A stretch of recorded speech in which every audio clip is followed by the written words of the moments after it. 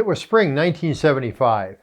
I had just finished working another basketball season, the 50th of my officiating career. Just before the start of the 74-75 season, I had left my full-time job in the Minority Affairs Department at the Schlitz Brewing Company in Milwaukee. Now the season was over. Now what? Well, and I remember this like it was yesterday, I was driving over to an auto parts store and bam, sitting, in quotes, right there on my dashboard, in plain view, was a concept. I was riveted. How about a magazine for sports officials? How about a national association to advocate on behalf of sports officials? Whoa! I was so transfixed I almost missed a turn to the auto parts store. When I got back home, I mentioned my visitation to my wife, Jean. She said she thought it sounded like a really good idea. But publishing a magazine? Huh? Starting a national association? Huh? I mulled the ideas over for a couple of days and decided to get some advice. The guy I chose to talk to was an attorney, Bill Colby. Some years earlier, Bill had helped my brother and me incorporate a drag racing team. That corporation was no longer being used, and I thought if I chose to move forward, I might be able to use that corporation and save the state filing fee. I made an appointment with Bill. He asked me what I had in mind. I told him of my vision.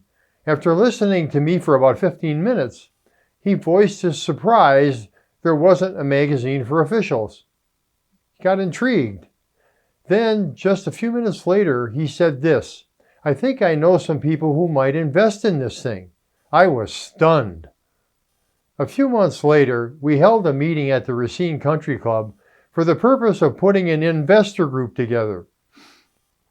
Now, Bill had decided the group should be held to 8.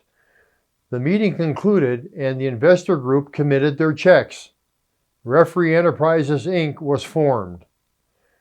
3 years later, under the continuing guidance of Mr. Colby, we launched the National Association of Sports Officials, NASO, as a 501c3 not-for-profit educational association. We did that in late 1979. REI provided the seed money for NASO, but did not own it. Bill was not too happy with that decision, but he could not persuade me otherwise. I felt NASO had to be its own entity owned by the members, not by a privately held company. Throughout all the years since we launched Referee, we have been nurtured and supported by a small, tight group of investors. We started with 8, and at the end of year 1, 4 of them decided to get out and take a tax write-off. That left us with 4 shareholders. Those 4 shareholders continued with us for the next 40-plus years. They became part of the Referee family. They became dear friends. Then time started closing doors. The largest minority shareholder was Bill Law Sr., and he passed away in 2003. Bill Colby, known to us as our Coach K, passed away on June 23, 2022.